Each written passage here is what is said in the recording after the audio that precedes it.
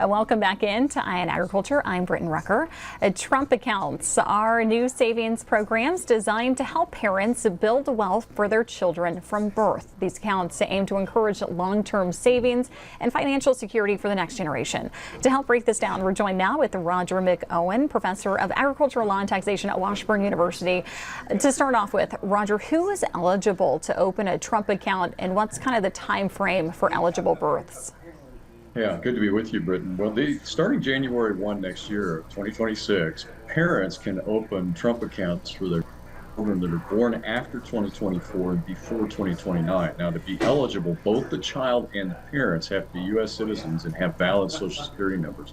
And those are the main requirements. And the government's going to seed it with a $1,000 contribution to get it started.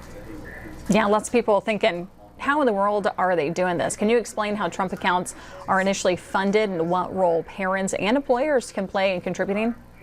Yeah, well, you start with that $1,000, and that's going to be adjusted for inflation annually starting in 2027. And your annual contributions to the account are capped at $5,000 per beneficiary, made on an after-tax basis. And the employer, the parent's employer, can also contribute up to $2,500 annually on a tax-free basis. Now, that $2,500 counts toward the $5,000 cap, so that's a hard cap that's on there. But you can have an employer contribution. That's not income to the employee.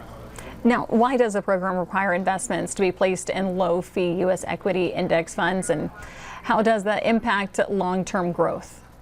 Well, I think that the intent there is to provide for diversification because your index funds offer broad market exposure and they mitigate the risk associated with investing in individual stocks.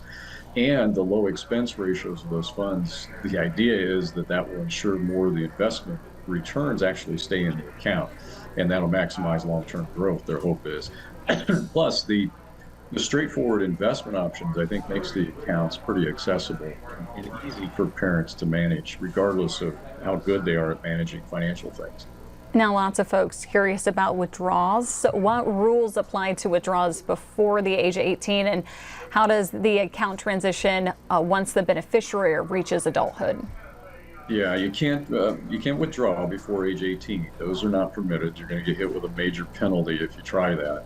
And that's a cornerstone of the whole program because the funds are supposed to stay in there to be available for the child's transition into adulthood. Now, you can roll over the funds into another Trump account or into an ABLE account for a child that has a disability.